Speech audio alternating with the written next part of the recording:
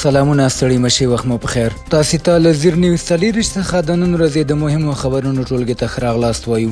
نن دوشنبه د 1404 هجري لمریز کال د سنبلې 14مه چې د 2025 زیږدیز کال د سپټمبر له 8 سره برابره ده. عزیر صافیم او تاسو ته له زیر نیوز څلېرویشت څخه سپورټي خبرونه وړاندې کوم. د افغانستان کرکټ ملي لوبډلې په پایلوبه کې د پاکستان پر وړاندې ماتې وخوړه. د درې اړخیزې لوبلړۍ په پایلوبه کې پاکستان افغان لوبډلې ته د 102 منډو هدف وټاکه، خو افغان لوبډله ونه توانېده چې ټاکلي هدف ته ځان ورسوي چې له دې سره پایلوبه د پاکستان لوبډلې په بریا پای ته ورسېده.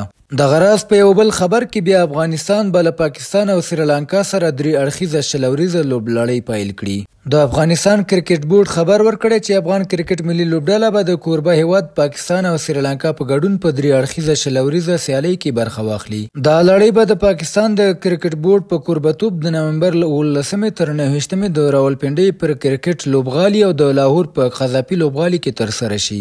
دغه راز کرکټ بورډ زیاته کړې سربیره پردي افغانستان به د روان کال د اکتوبر په میاشت کې له بنگلادیش سره د سپین بال سیریز ترسره کړي چې درې شلوریزې او درې ورځنۍ لوبې به ولري. د پکتیکا ولایت مرکز خرنه کې 15 لوبډلو ترمنځ د والیبال سیالۍ پیل شوې چې 10 ورځې به دوام وکړي. د یادو سیالیو په لومړۍ لوبه کې شیلګر بسم الله لوبډلې د 2 پر 1 میدان په توپیر خپلې سیالۍ جاني خیلو لوبډلې ته ماته ورکړه او د سیالۍ لومړۍ بریا یې خپله کړه.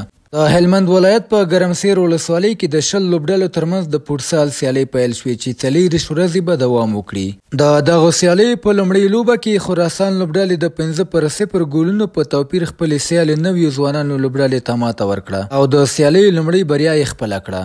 او جوزجان ولایت کې د 80 ورزشکارانو په ګډون د کورس سیالۍ ترسره شوې. په دې سیالیو کې 15 کسانو خپل سیالان مات کړل او جایزې ترلاسه کړې. سپورټي خبرونه همدومره وو. په خواله رسنیو فیسبوک، انسټاګرام، ایکس، یوټیوب او ټیک ټاک زموږ خپرونې خوښې او موږ تعقیب کړئ. ادرس یې زیر نیوز 24 تر سبانۍ خپرونې. د الله په امان.